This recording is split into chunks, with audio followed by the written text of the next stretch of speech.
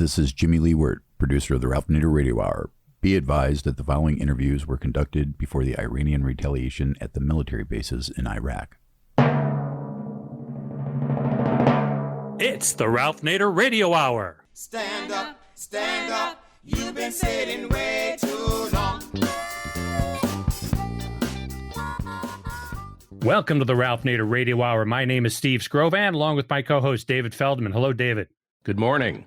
Happy New Year to you. Happy New Year. And Happy New Year to the man of the hour, Ralph Nader. Hello, Ralph. Hello. Let's have a just New Year. We've got a great show here, as people will realize the rule of law transcends political differences.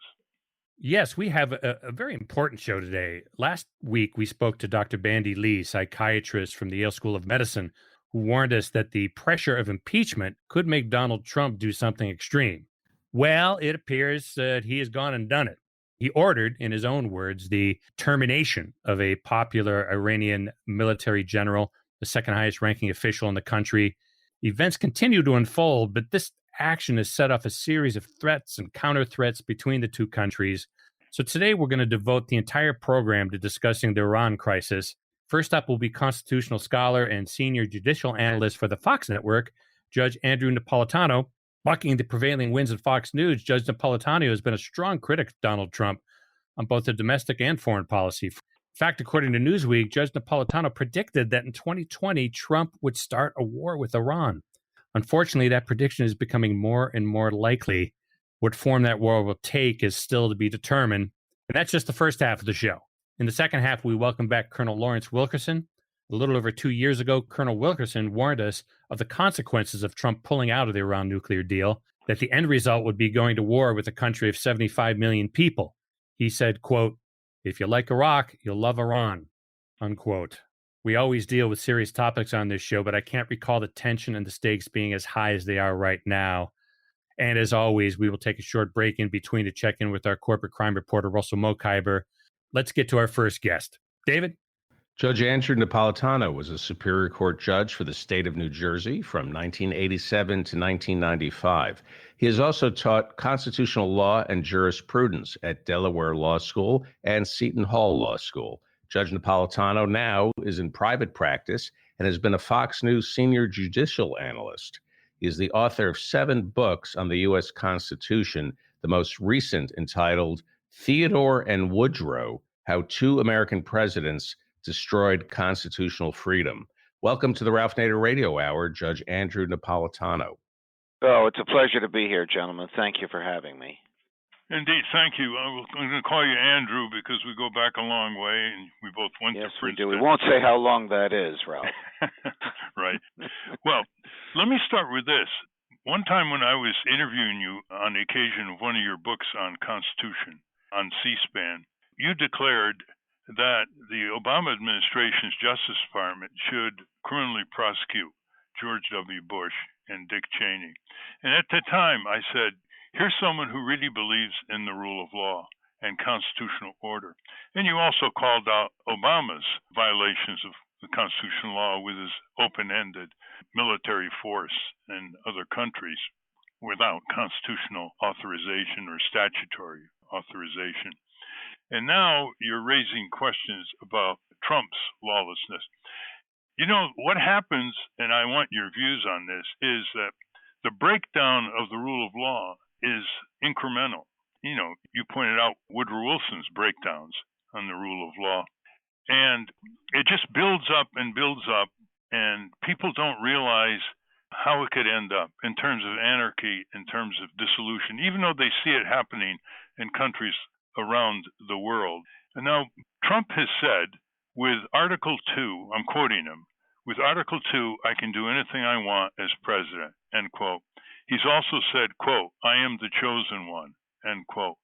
He also said, quote, only I can fix it, end quote. So you have these megalomaniac aspects over an inherited tradition of presidential lawlessness from both party administrations going back many years. Why don't you explain to our audience, Andrew, what the consequences are for the United States? Because there's still a lot of people who believe we're pretty invulnerable, we're the mighty superpower, it can't happen to us. And of course, all empires devour themselves eventually.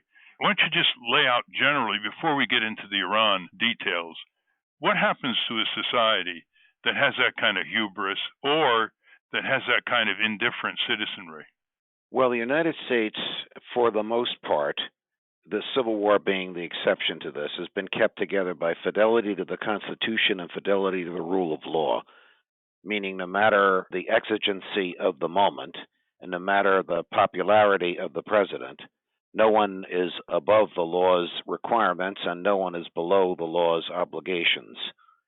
And up until the progressive era, again, the Civil War being the exception, the laws were pretty much followed and presidents recognized restraint on themselves. Another one of our Princeton buddies, though well before even your time at Princeton, Ralph, James Madison, when he wrote the Constitution, established the Madisonian form of government. The federal government can do only what the Constitution authorizes it to do, and the rest of the governmental power is diffused among the states.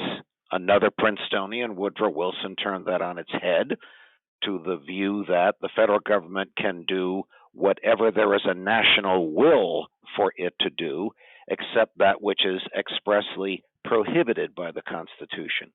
That Wilsonian rejection of Madisonian limited government has incrementally increased not only the size and scope of the federal government, but the power of the President of the United States.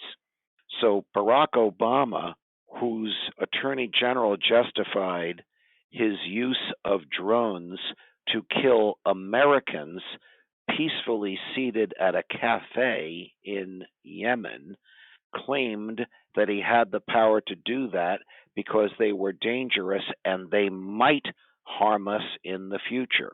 Candidate Trump condemned that until, of course, he came into power, and now we see that he has used the same power and almost literally the same justification to invade a formerly friendly country, Iraq, and assassinate the governmental official of another country, Iran, who happened to be visiting Iraq at the time. The incremental increase in power and scope and depth and size of the federal government has had a radical and subtle increase in the power and scope and perception of self-immunity of presidents. And each American president from the Wilson period on up to the present has utilized the examples of their predecessors to increase their own power. In that respect, Donald Trump is no exception. He just is the present and most extreme utilizer of all of that power. It is dangerous to the concept of limited government. It is absolutely destructive to the rule of law. It's dangerous to personal liberty. And if a person who happens to be president says, I can do whatever I want under Article 2, that person is utterly and totally unworthy of occupying the office. Well, he also talks as if he's the monarch. I will smash this in Iran. I will blow up that. And I will impose draconian sanctions, even though the impact is horrible on families and children in Iran, which itself is a violation of international law, disproportionate impact. Now we have. I think the president recognizes the legal limitations by international law, treaties to which we are a party. I think the people listening to us now, because they've heard you say this many times, realize that under our constitutional scheme, a treaty properly ratified by the Senate is the same level, force, and authority as the Constitution itself. So, for example, the United Nations Charter, which prohibits a member nation from invading the land of another member nation, prohibits a member nation from killing an official of another member nation without UN approval, is a treaty which President Trump is obliged by his oath to uphold the Constitution to comply with. I don't think he recognizes that. In fact, in his case, he might not even know it. Well, he obviously didn't know Executive Order 12333, which was enacted first by Republican President Gerald Ford, strengthened by Republican President Ronald Reagan, which clearly prohibits political assassination by any employee or official of the federal government. So right there, Ralph, he's violating that executive order, which means he's not faithfully executing the laws, so it has a constitutional violation as well.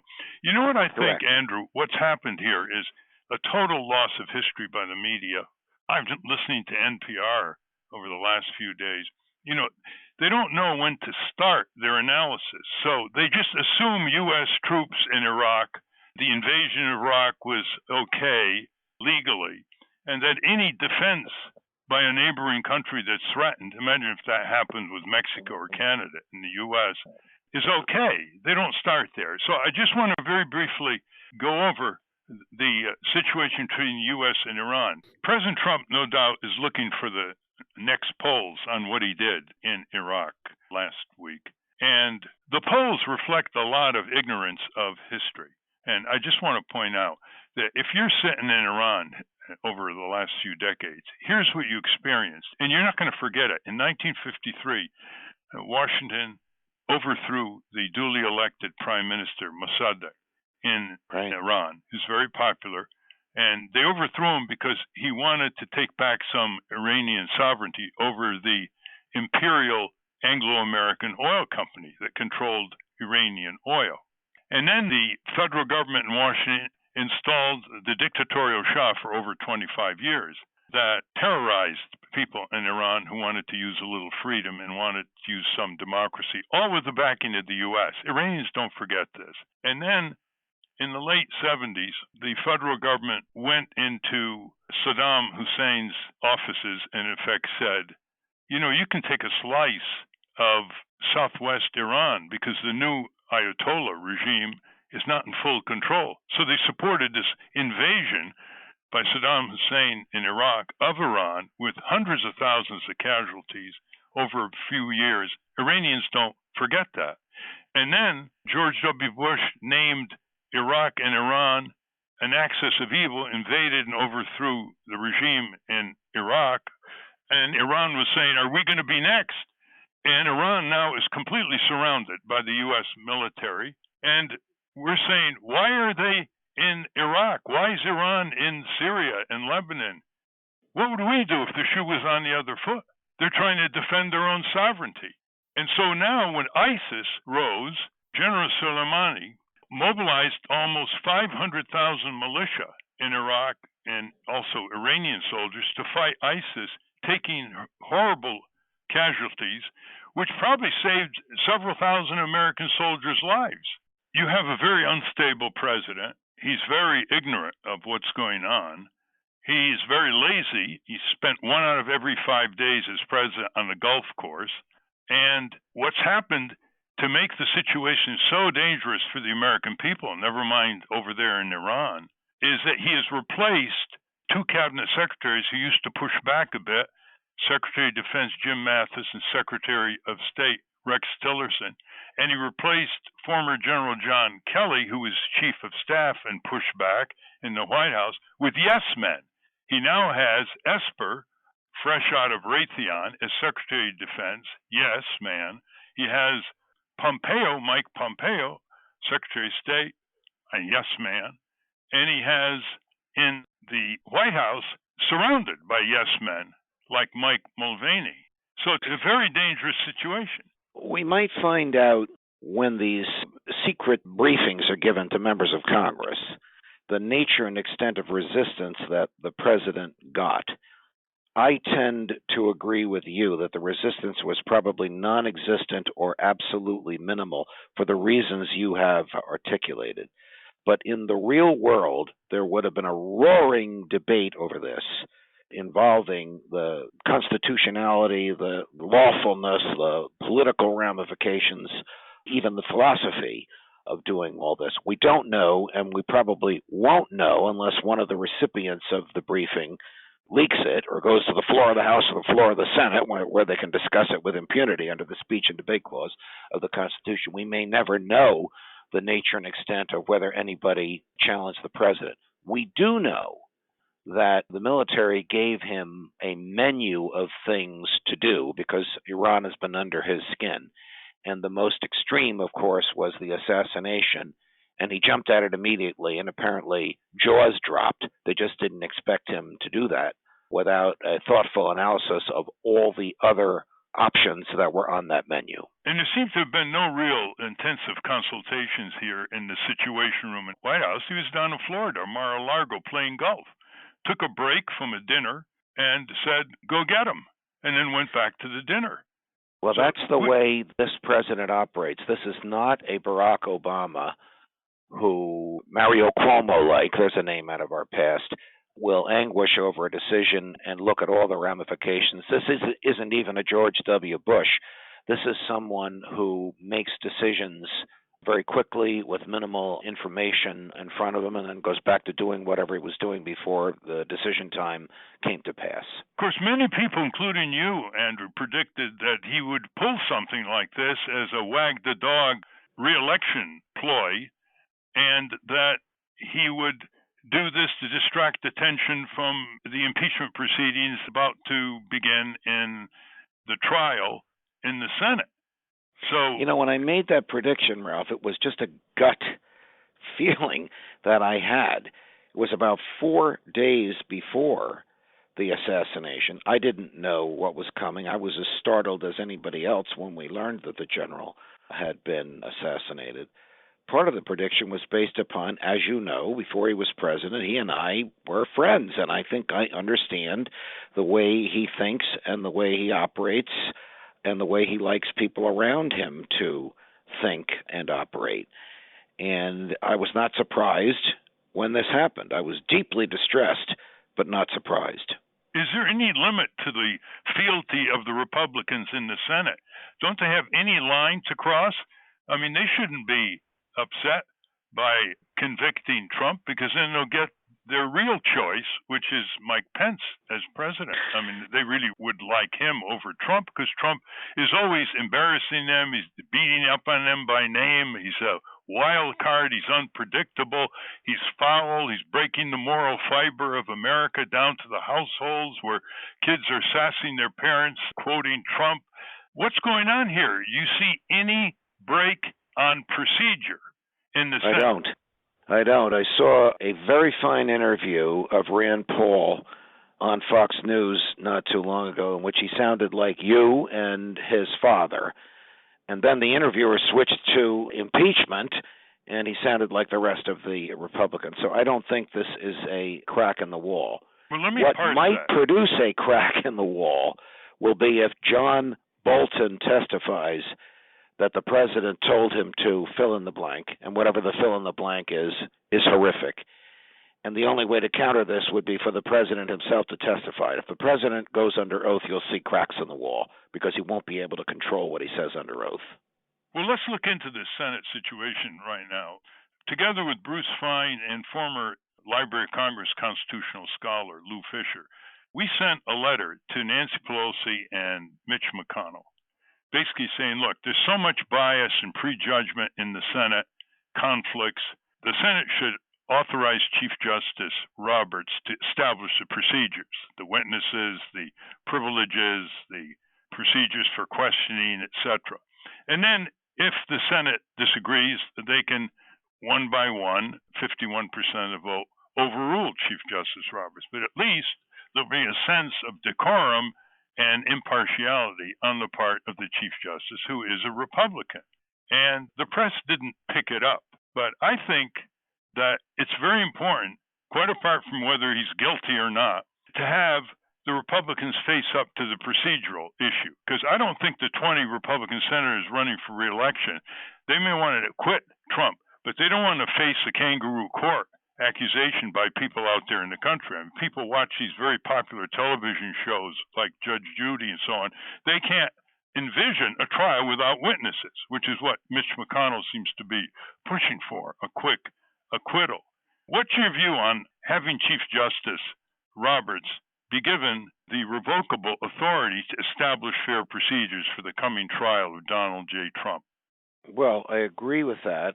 I say that as somebody who knows his brain pretty well, the Chief Justice, even though I've disagreed with him on many issues. I don't challenge his intellectual honesty or his fidelity to the rule of law. Now, it's weird, having presided over more than 150 jury trials myself, the concept that if I made an evidentiary ruling in the courtroom, that the side that lost that ruling could appeal to the jury and that the jury could overrule me. I mean, that is just bizarre, but that's what this is. 51 senators, any combination of 51, they don't all have to be from the same party, can overrule a decision from the bench, so to speak, by the Chief Justice. But honestly, Ralph, I think they can only get away with that so many times before the disrespect for the system and the politicization against the king.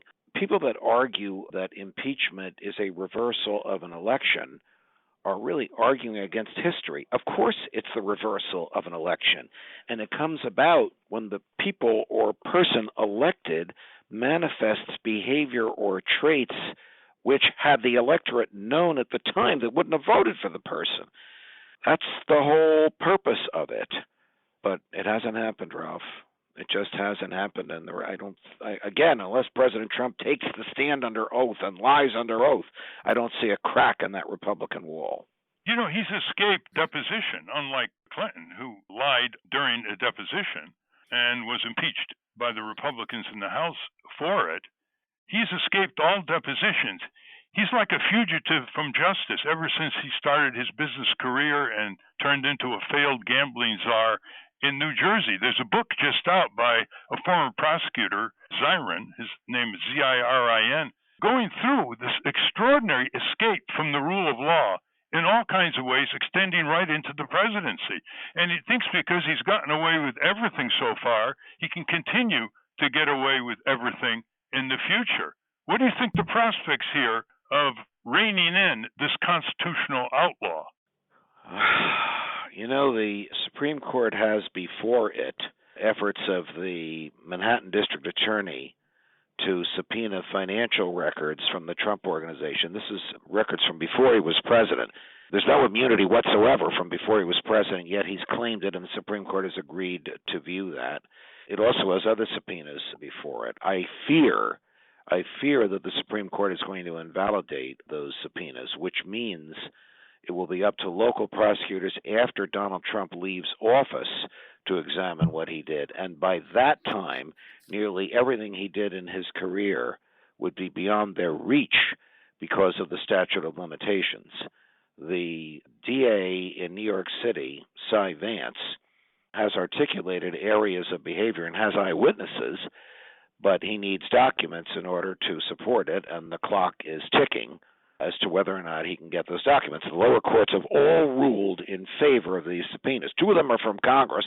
One is from Cy Vance. And you think the Supreme Court is going to radically reverse precedent here? And I hope I'm wrong. It's just a gut feeling I have. Sometimes my gut feelings are correct. Sometimes they're dead wrong.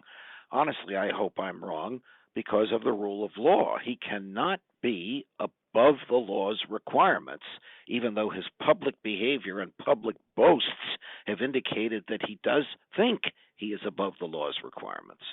The danger in the next few months is if he provokes the retaliation by Iran and it goes back and forth, becomes more and more warring and more serious, and his polls start going up, he can bring down our republic, because he's perfectly capable of inciting violence domestically. He already has. He said if he is impeached, there might be civil war, and he incites riots in the streets during the campaign if he's unfairly defeated. There's nothing beyond his sense of restraint here that could happen. And what he's done is he's given the Islamic Republic of Iran the opportunity to create such a crisis that it can damage the Republic of the USA. I mean, we're dealing here with something that is not controllable by established institutions anymore. Well, when the president's behavior grossly threatens the security of the republic, the remedy is impeachment. That is the only lawful remedy there is. He would argue the remedy would be to vote him out of office. Now, that election is going to come in 10 or 11 months. come hell or high water, unless he's removed from office and barred from seeking re-election, an unlikely eventuality. But that's where we stand. I hope and pray that we don't see any violence, Ralph. The danger here is if there's attack inside the U.S., he's going to use it to get reelected. I mean, look what happened after 9/11. Well, after 9/11, the destruction of civil liberties was reprehensible, and it continues to this day. We still have the Patriot Act. We still have the federal government capturing every keystroke and every conversation on every mobile device. We got to say the American people don't fall for America, because it's the storied way where dictatorial politicians can marshal rallying around the flag due to crises and wars that they themselves created in order to perpetuate themselves in office. It's called an elected dictatorship. Amen. Now, when are you and I going to do a public program together, much like the podcast that we're just completing? It's a joy to work with you, Ralph, just like it was many years ago. Well, on that note, and thank you for your time, Andrew Napolitano, a former Superior Court judge in New Jersey and author of 7 books on the Constitution. Would you agree with Bruce Fein, who's a constitutional litigator, who just recently called the U.S. Constitution a peace plan?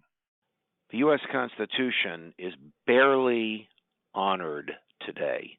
Yes, we still have 3 branches of government, and yes, we do have elections, but it is of no more value than the fidelity to it of those into whose hands we repose it for safekeeping.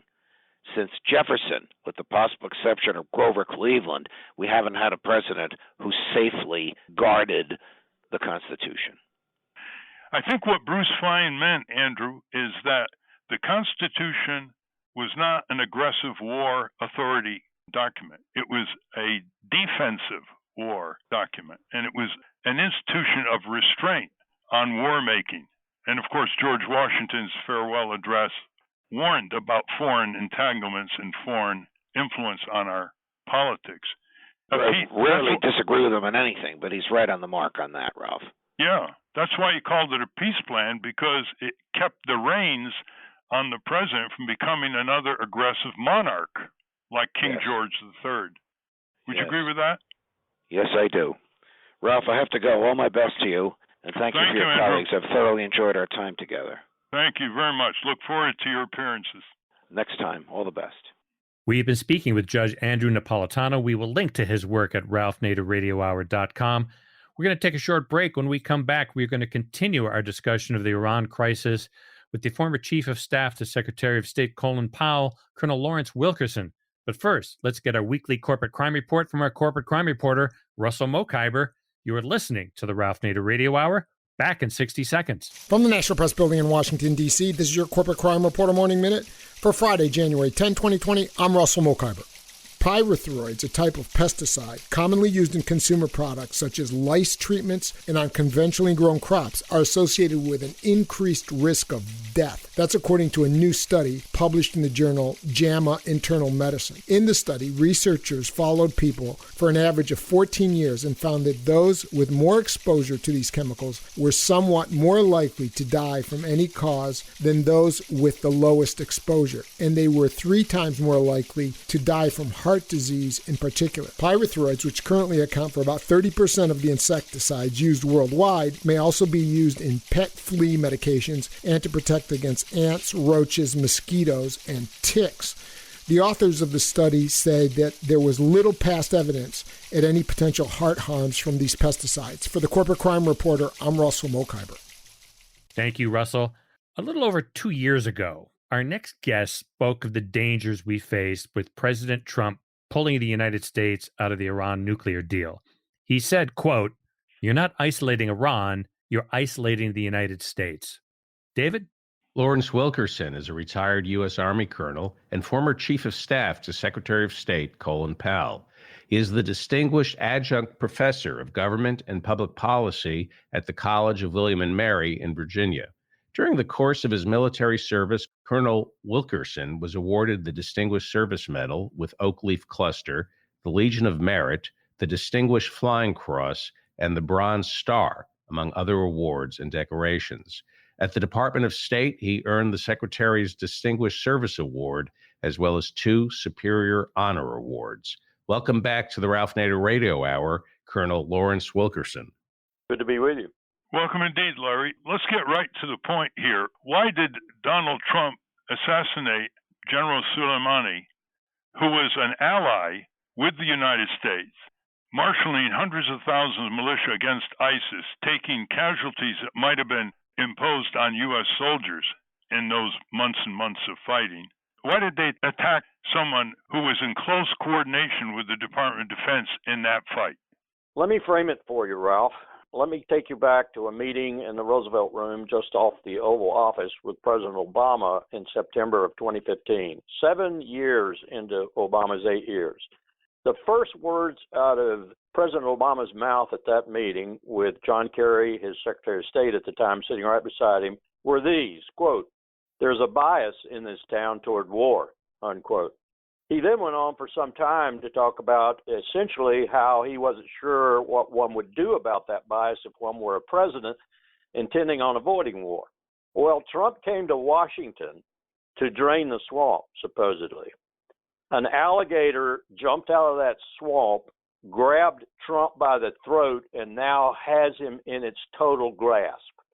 The blob wants war with Iran, and the blob, led by Pompeo, Lindsey Graham, Esper, and others, is going to have that war come hell or high water. Well, why don't you draw the scenario? Iran now has lost its number 2 official in the government. No other president has attacked and killed a high government official without a declaration of war. Ralph, since the Treaty of Westphalia, as far as I can tell, and I've been doing an ardent search to see if I could find an occasion, no state has ever publicly assassinated a recognized leader of another state. Well, what's the scenario coming up then? Iran has said they're going to retaliate in due time in their way, and it doesn't have to be in Iraq. It could be in any number of countries against what are called American interests. You've said that Trump now has handed the initiative to Iran, and now Yes. Iran has considerable control over the process. A military professional will tell you, a good military professional will tell you, that you never surrender the strategic initiative in particular to your enemy. That's what we did with the strike on Soleimani. The course of events now is up to Iran. They can respond across the globe. They can respond in the region. They can respond with Hezbollah, should Nasrallah, Hezbollah's leader, agree. They can respond with all manner of proxies that they have, from Yemen to Iraq to Syria. It's up to them. Now, I am given some hope. I'm given a slight degree of hope that the leadership in Iran, being markedly smarter and more strategic in its thinking than the leadership in Washington, has made a decision that they're going to respond not in an overly escalatory way, but in a way the international community will think is proportional. What gives me hope in that regard is their actions with regard to the nuclear agreement, the JCPOA. Right now, they have not withdrawn from the NPT, the Non-Proliferation Treaty. They have not kicked the inspectors out, the IAEA inspectors, and they have told Russia and China and apparently Europe that they want to, as much as possible, stay in the nuclear agreement. So that leads me to believe they will make a response at their own time of choosing and their own place, but it will be a proportional response, perhaps taking out some U.S. unit or some U.S. leader. And in that regard, I'm not so sure I'd be happy to be any U.S. leader at this point. The problem with that, though, is that this group, Esper, Pompeo at the lead of it, is going to interpret anything they do as escalatory. That's what I'm worried about. And convince the president that it's escalatory. And then the next act will be ours, which will probably be a bombing campaign against Iran. And then we're off to the races. And if we think Iraq was a catastrophe, wait for this one. It will be 10 times worse. With huge domestic impact on the election year. Yes. And that's another thing that concerns me about Trump being approachable in this regard. In other words, Trump making a decision based on Pompeo and Esper's recommendation to bomb Iran, because I think he's going to be increasingly domestically imperiled, and he's going to be increasingly losing his base throughout the spring and summer. And so he's going to be very apt to do something like what they would recommend, start a war with Iran. Like wag the dog in order to inflame public opinion here, rally around the flag, and get him reelected as president. That's his game plan. Certainly his domestic policies are not gaining many votes, and his enormous expenditures in the Pentagon, way beyond what the generals asked for, that's not getting him any votes. So it's a wag the dog, wage war against Iran, and then get reelected. What do you think the counter force can be for that, so America doesn't fall for it again as it did after 9/11? I think it has to be the counterforce that, again, in that meeting with President Obama, he identified to us. You may recall that at that time, John Kerry, his Secretary of State, was advocating ground forces, U.S. ground forces of great number in Syria. And President Obama didn't do that. Well, one of the reasons he didn't, he explained to us, was that the cards and letters and emails, telephone calls, and constituent visits to Congress, and the similar things to the White House, convinced him the American people would not support such a move, not support the United States getting so heavily involved in Syria. And so he backed off. I think he was glad to back off after Libya. Libya had been a disaster, but he backed off. That's what has to happen this time. We have, the Congress, the President, everyone has to hear from the American people that they do not want a war with Iran. 60% now in the polls affirm that. They say they don't. We need an outpouring from those people. I think you're right. You know, when Obama wanted to go into Syria with U.S. soldiers, he said, well, I want to go to Congress and get an endorsement for that. And I think the no responses by the American people was like 97-3. 97 yes. saying no, no matter whether they're Republican, Democrat, coming in on emails, letters, calls, yep. You name it. And you're right, that did turn it around. Yeah, a lot of constituent visits, too. I know the FCNL, Friends Committee for National Legislation, for example, put a lot of people on the Hill in a lot of senators and representatives' offices. Now, on that, let's flesh that out a bit.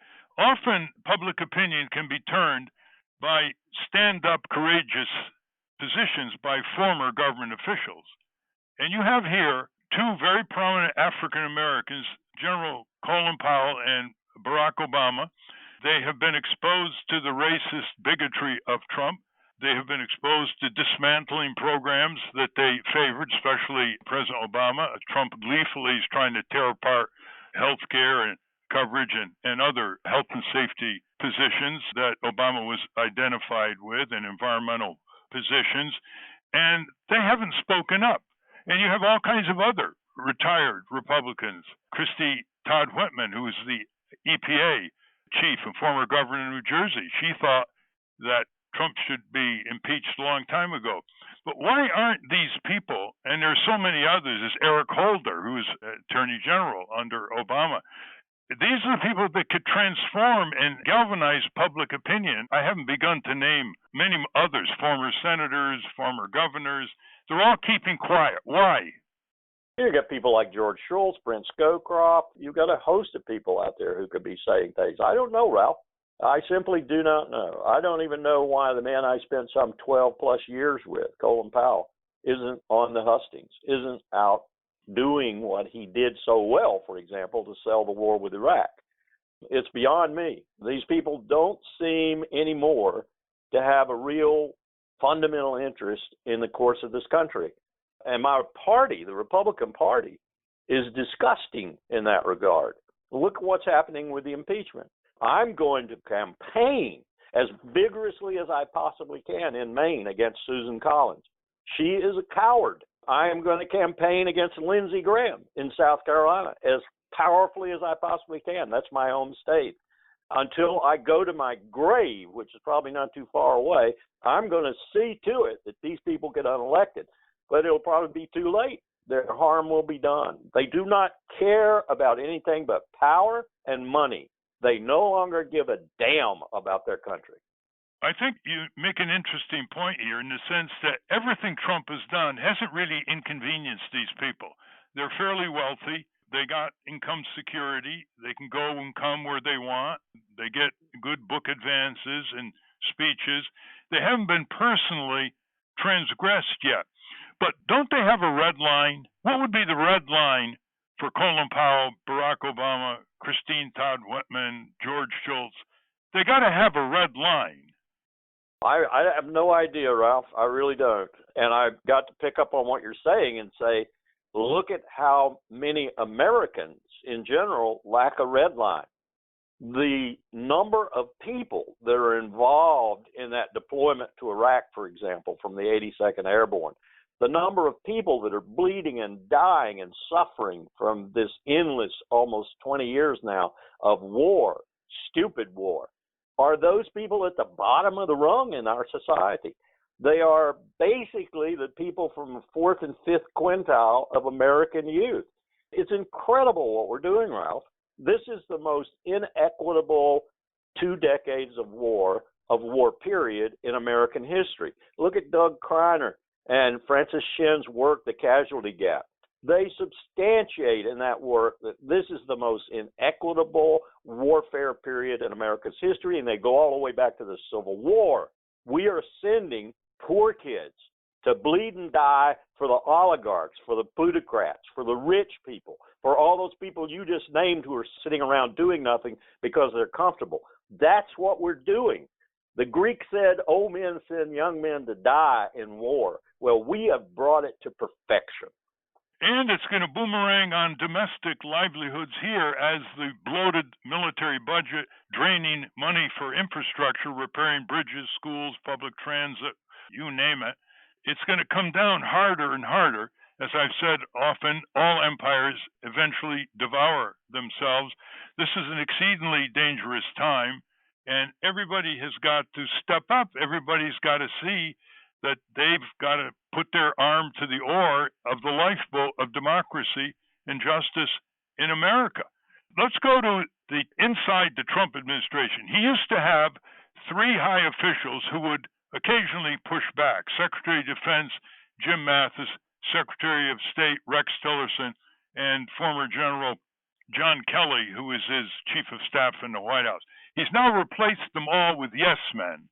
So there's nobody in this department to push back to this depraved, unstable, ignorant, warmongering, narcissistic president that's there. So how dangerous is that?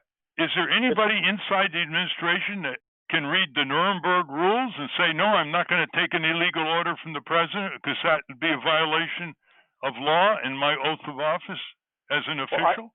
I think you've characterized it fairly well, generally speaking, but specifically, you've missed something. I think Pompeo and Esper, and I'm sorry to say, Mark Milley, the chairman of the Joint Chiefs of Staff, unlike Jim Mattis, I think all 3 of these people and others in their support, like Lindsey Graham and Tom Cotton and so forth, I think they are using the president now. They're hiding behind the president, and they're using the president to get what they want, which is a war with Iran and ultimate regime change. This has been Pompeo's lifelong dream, at least probably since he graduated from West Point. They want to unseat that government in Iran so badly that they will lie, cheat, steal, do anything necessary to get it done.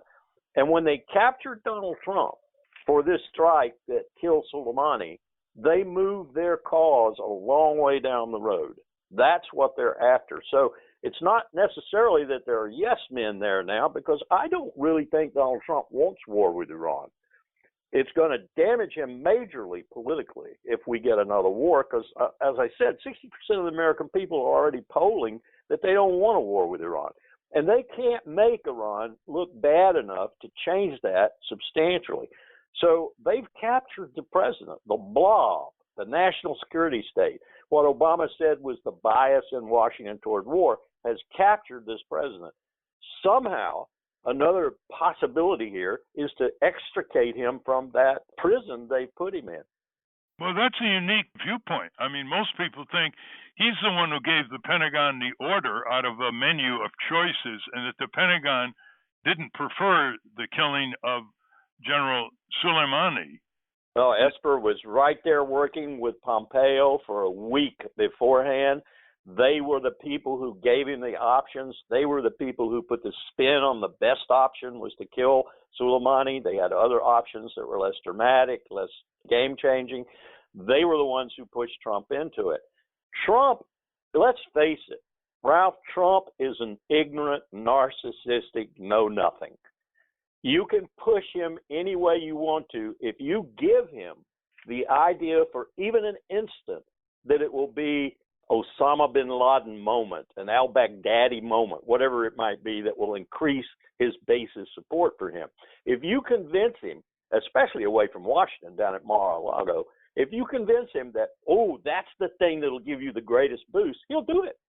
The next day he may regret it terribly, but he'll never tell anybody. He doesn't think about anything long enough to have regrets. This is a dangerous situation, but it's made more dangerous by the fact he's so pliable with regard to domestic politics. And now he's got two very devious people who've been together since West Point, since they were fundamentalist Christians at West Point, and who have this hard-on for Iran and want to take the United States into yet another war and another, let's face it, it's a war for Israel. In Pompeo's eyes, in Esper's eyes, in Graham's eyes, it's a war for Israel. It's a war to make Israel safe. You think Netanyahu advised Trump saying you could get away with this attack on Soleimani because we've had hundreds of bombings of Iranian facilities in Syria? Actually, they said hundreds, and nothing happened, and Iran's a paper tiger, and go for it. I think that may have been the initial take on it, but I hear right now, and I'm reading right now, and I'm hearing from intelligence folks that are telling me that Netanyahu's having second thoughts because he realizes that if Nasrallah were to agree, Hezbollah's leader in Lebanon, if Nasrallah were to agree and were pushed by Iran, ultimately this biggest supporter for Hezbollah, to do something in Israel, they would damn sure do it, and it would not be good for Israel.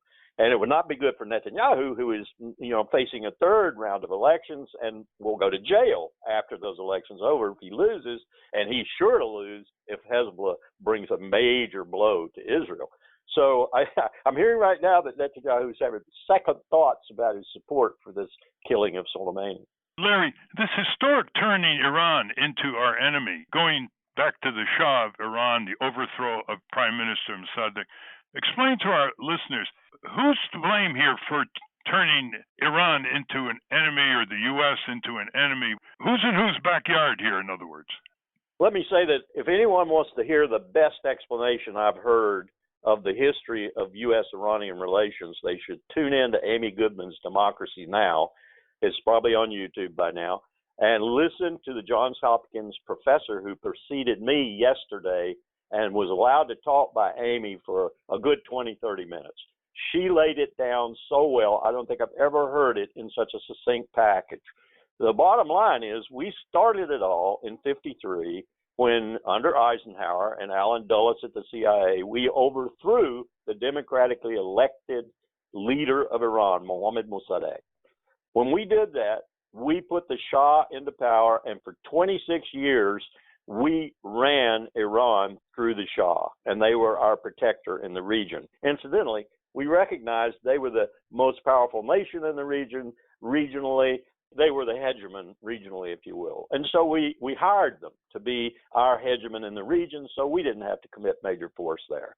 Once the Shah was overthrown and pushed out, our CIA failed completely to give us any intelligence on it.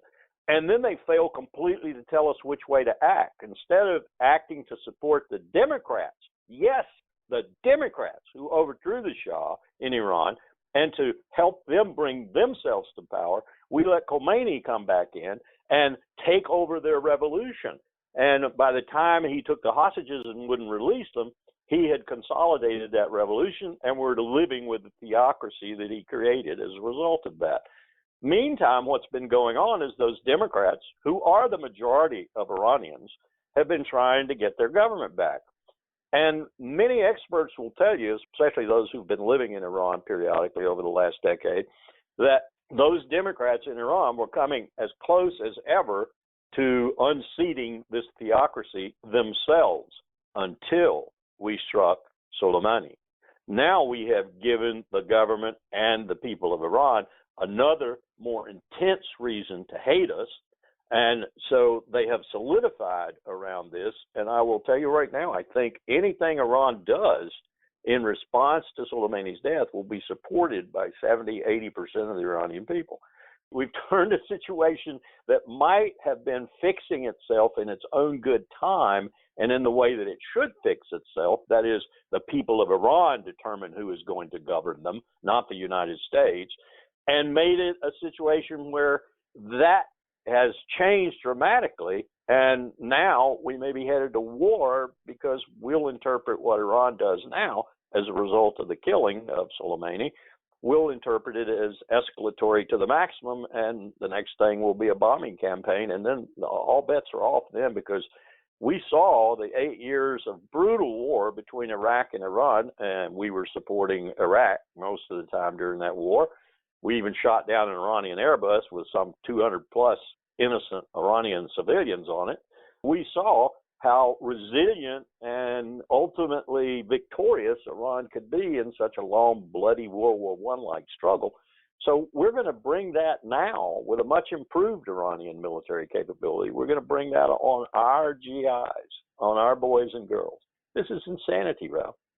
Well, it's as if we don't think the Iranians have long memories about our aggressions and our installation of the dictator Shah again against their popularly elected prime minister. Much longer memories than us. You go into Iran, you go out in the field, you ask ask a farmer, ask him if he remembers Mossadegh. He'll tell you. He'll tell you what happened in 1953. Go to Illinois, go to California, go to North Dakota, go to Texas, ask any Americans, do you know who Mossadegh was? Who? They have a long memory in Iran. Larry, let's put on the record Hillary's war in Libya. Why don't you explain that and the disastrous consequences under the Obama administration against the advice of Secretary of State Gates? I think we had a case there that prompted more than any other case what Obama said to me in the Roosevelt room that day, that there's a bias in Washington towards war. It was a combination. My seminars at Women Marry have done a number of case studies on this.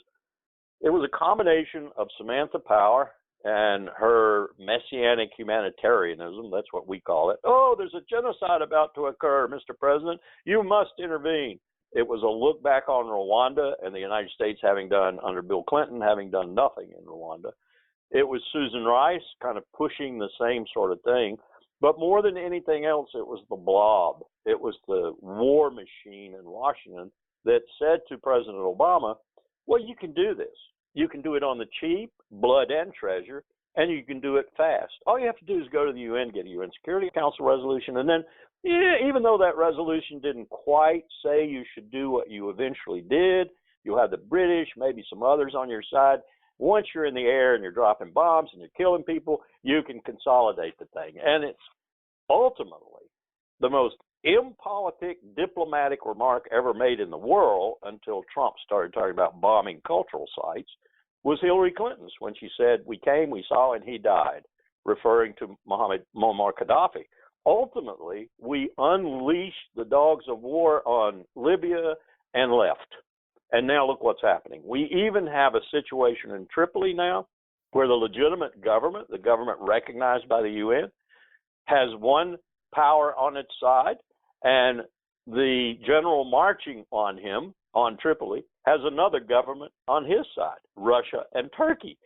With Turkey, Erdogan having promised to send troops to actually help the established government defend itself against the Russian-backed General Haftar. So we turned Libya into a basket case with our intervention. I think Obama realized that. Even in 2015, he realized that. And so, he was feeling some great angst about having done that. But Hillary Clinton, Secretary of State, was the protagonist, mercilessly. Oh, yes. Oh, absolutely. Absolutely. Has she ever admitted error? Nope. She was as big a warmonger as anyone we have in the United States government today. She was just more clever about it. So she got Obama to make war to overthrow the dictator of Libya, who was already disarming, according to Western standards, and was cutting deals with oil companies. Yes. And yes. this was done without a declaration of war, without a congressional authorization, without a congressional appropriation. They found the money in the defense budget. Yeah. And so while we're complaining about Trump being an outlaw, this was the most egregious exercise of presidential outlawry in American history. I'm telling you, Ralph, the problem that I just described to you, that Obama tried to describe to us in the Roosevelt room, is the blob, the national security state, the inclination to war, the American empire today. Why have we been at war for 19 plus years? The American empire's raison d'etre, its reason for being, is to make war. Why? Because the CEOs of Lockheed Martin, Boeing, Raytheon, Grumman are rolling in money. It's because ExxonMobil and Chevron are rolling in money. DOD is the largest consumer of fossil fuels in America. If it were a country, it would be 55th in the 200 some odd countries in the world, sitting right there on the list beside Portugal. It is so profitable for this empire to wage war that no president can escape waging war. Larry, you teach at William and Mary, which is an old college in Virginia, and you speak at various college campuses. Do you see any ferment among students the way they mobilized for civil rights and against the Vietnam War years ago? I do see a major change, and I've seen it. I've been teaching now for 15 years at two universities, really. George Washington for about 6, along with William and Mary, and William and Mary for 15. And I've seen a marked change in the young people coming before me in my seminars and so forth.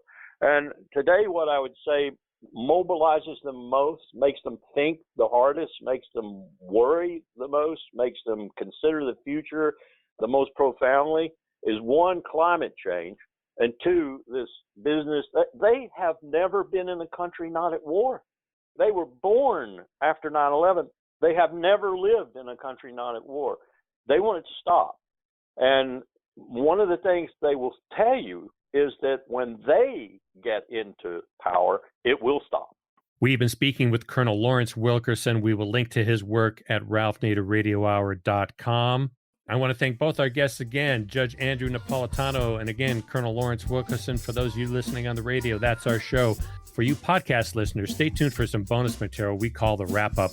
A transcript of this show will appear on the Ralph Nader Radio Hour website soon after the episode is posted. And check out our 13 articles of impeachment of Donald Trump, also on the Ralph Nader Radio Hour website.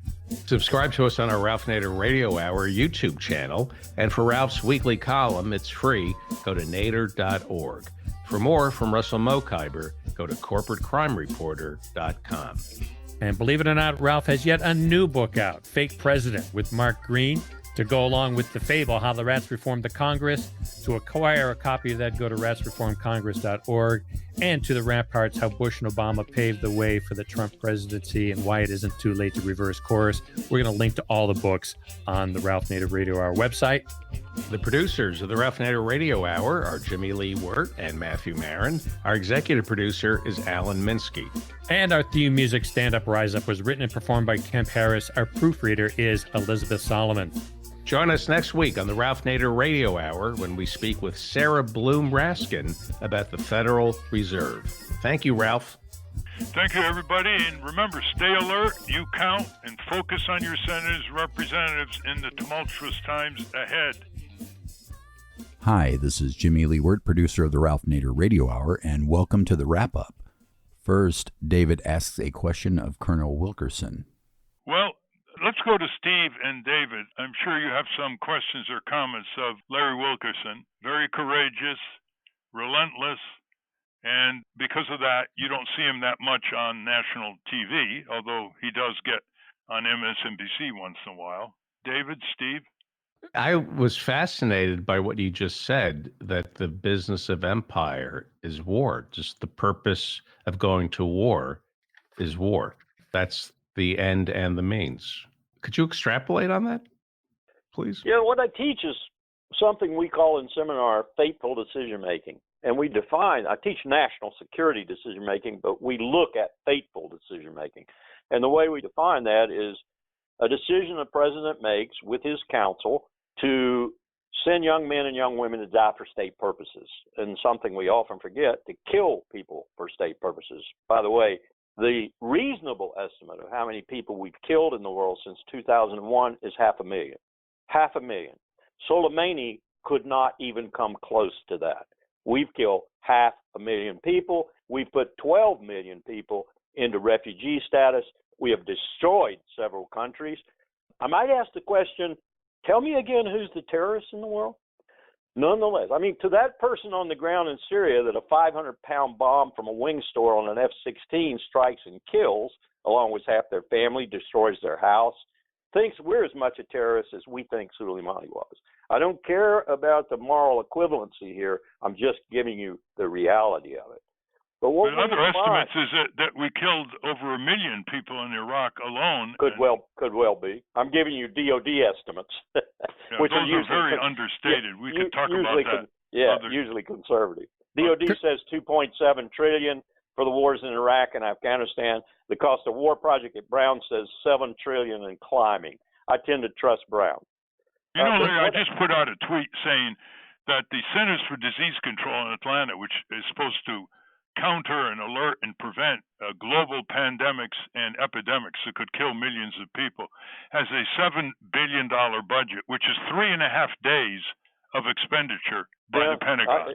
It's extraordinary what we're doing, just absolutely extraordinary. And the Congress, with Democrats in there doing it too, the Congress just voted an obscene amount of money for the Defense Department, $738 billion plus the slush fund, the OCO account. Unbelievable. Even more money than the President or the Department of Defense asked for. Now you have what makes the national security state run. You have all these congressmen and senators who have money coming in from ExxonMobil, from Chevron.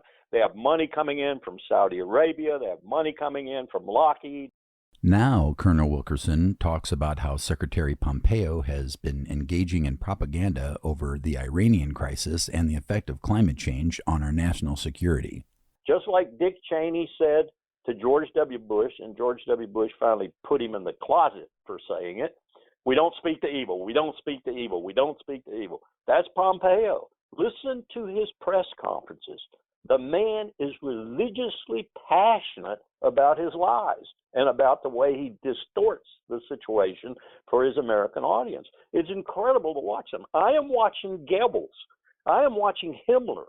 I'm watching the crowd that assembled around Mussolini and Hitler do the same thing now to my country.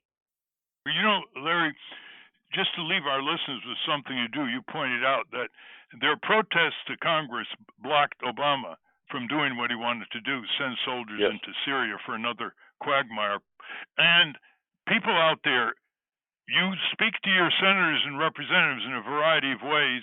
There's an added asset here for you in that Trump is afraid of an expanded impeachment move in Congress. And he's going to be more than attentive to the polls and the kind of pouring outrage coming in on Congress by emails, telephone calls, letters, visits back home when the senators and representatives come back home. That's your lever, people out there. Use it. How would people get in touch with you, or do you have a blog or anything? Just go to the William & Mary website, which is well displayed, and hit the directory and look me up. Okay. My email's there, my phone number's there, everything. Okay. And you also, articles you've written, they're on what site? I don't have a blog site. I don't do Twitter. I don't have a blog site. That's why you get a lot done, Larry. Well, I travel throughout the country. I'll be in Iowa. I'll be in California. I'll be in Texas. I'll be in Tennessee. And I talk all across the country about climate change and the national security threat that climate change represents. We haven't talked about that. It is rolling down the pike at us like a freight train. And if we don't get together, and I mean the world, if we don't get together, we're all going to be really in a hurt. You're right. The Pentagon labeled climate disruption years ago as a serious national security situation. Look at Australia now, and that's for another topic. Anyway, we commend your great courage and energy, Larry, and I hope you can persuade some of your former colleagues like General Colin Powell to speak out. They have great credibility in this country, Obama and others, and they've got to stand tall against what's going on in the White House and State Department and Defense Department. Couldn't agree with you more, Ralph. Thank you again, Larry. Take care. Now the boys have some post-interview discussions with Colonel Wilkerson. Thank you, Colonel Wilkerson. That was amazing. That was amazing. That was so fantastic. You, sir, in the vernacular, were on fire. Thanks for giving me the chance. Yeah, especially coming from someone of your background, someone who's from the Republican Party, from the military establishment, to hear what really a soldier should be is quite inspiring, and I thank you. Well, thank you. You'll be interested to know maybe that I was talking to a professor I know at Tehran University, and yesterday I said to him, because he was saying to me the same thing I was thinking, and I don't think he was doing it because he thought he was reinforcing my own thought in that regard. He was saying Iran will be very circumspect. They will try not to be escalatory. They will try to be proportional, watch what they do. And I said back to him, I said, actually, there is more strategic and wise thinking probably going on in Tehran than there is in Washington. And that's what bothers me. Well, I think it has to do with the fact that, and you hear Trump talk about this all the time, we've got the greatest military. When you're the bully on the block, you don't have to contemplate your actions. You can just blunderbuss your way through anything and figure that, you're the New York Yankees. You can make all sorts of mistakes and recover because you've got the money and the power. Yeah. Well, that theory, as Winston Churchill sort of hinted at when he said the Americans will always do the right thing, they'll do 12 wrong things before. But after exhausting all the other possibilities, I think. Yeah. Yeah, that theory worked when our power was in great surplus. It no longer is. It's diminishing every day that goes by, and partly because we're diminishing it, but partly also because others' power is rising, like China.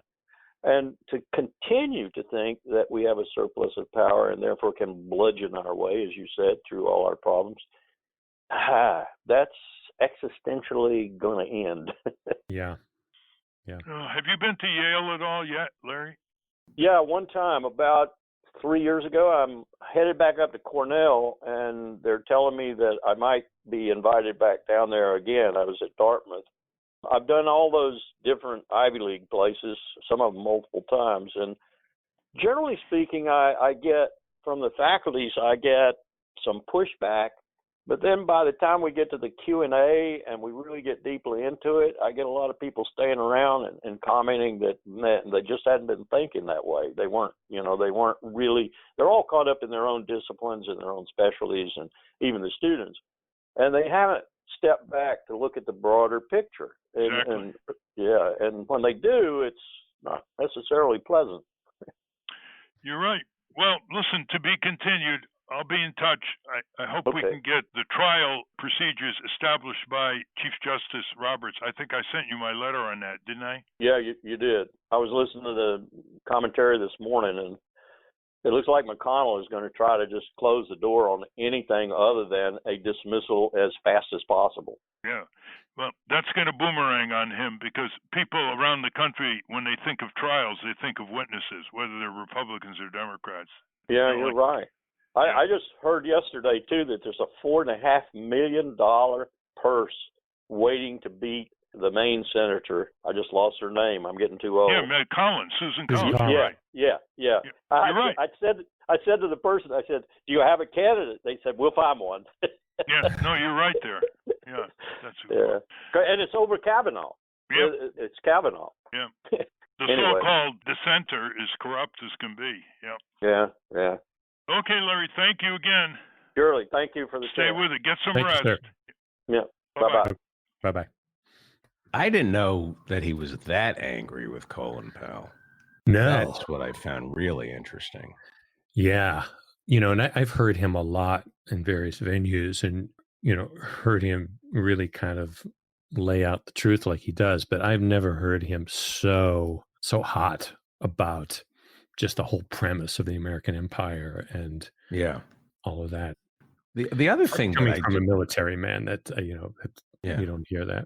The other thing that I just can't wrap my head around is the idea that the purpose of war is war. And I was just curious, do they acknowledge that?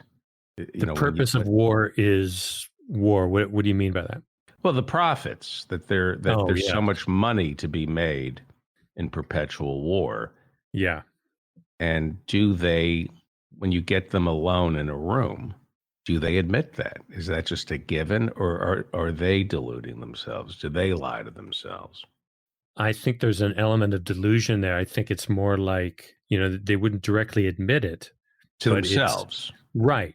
But it's the grease that keeps the machine going, which is, hey, if people make some money off of it, we've got this support, or I'm getting campaign contributions from here. It has nothing to do with what, I don't think they can directly admit that. Otherwise, they're admitting that they are evil.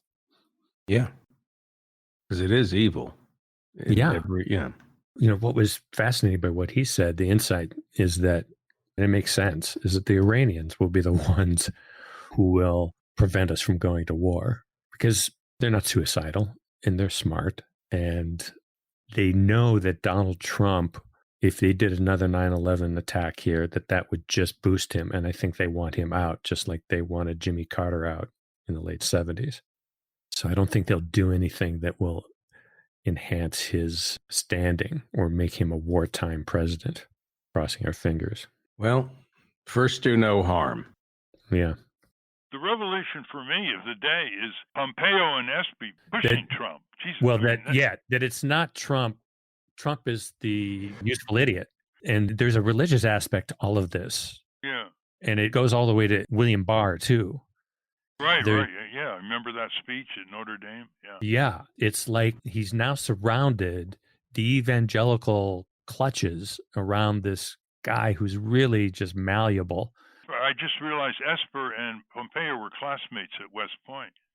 I didn't know that. And it's like, and he's Raytheon, it's just all, he's calling it, the blob. And finally, Ralph answers a listener question about Edward Snowden. This next one comes to us from Mark Erickson. He says, Ralph, I just finished reading Ed Snowden's book, Permanent Record, and I wonder how much surveillance that he described still takes place. From what I understand, when Snowden made his revelations, records were being kept about literally everything and everyone, and whenever the government or an associated power wanted information about a targeted person, all they needed to do was find it in the collection of data and or metadata. This leads me to my question. If I am politically active in any capacity, from basic actions like signing petitions or contacting members of Congress, to more sophisticated ones like participating in protests and organizing, whenever I produce data or metadata, which is all the time, that points to my activism, am I putting myself at risk of repression by current power structures that can refer to my quote-unquote permanent record? Each time I do something as simple as contact members of Congress, I wonder if giving my name and address is an invitation to repression, which is particularly scary if the government becomes more and more authoritarian. Please comment. Thanks again, Ralph. Well, there's no real evidence that the NSA has stopped doing what Edward Snowden exposed, which was violate the Fourth Amendment and, in effect, invade your privacy. Of all people, they were doing dragnet surveillance on all telephone calls, foreign or domestic. They had so much data that they couldn't even process it. And they pulled back, at least verbally, on saying, well, they're not going to do any dragnet enforcement. But you never know, because number one, it's all secret. Number two, Congress doesn't have open oversight hearings to inform people like you and other Americans. So you have to assume that every time you speak on a telephone, it's being picked up by some sophisticated algorithms. And that's the problem. Edward Snowden exposed constitutional and statutory illegality, criminality by high government officials. None of them were prosecuted, and he's a fugitive in Russia.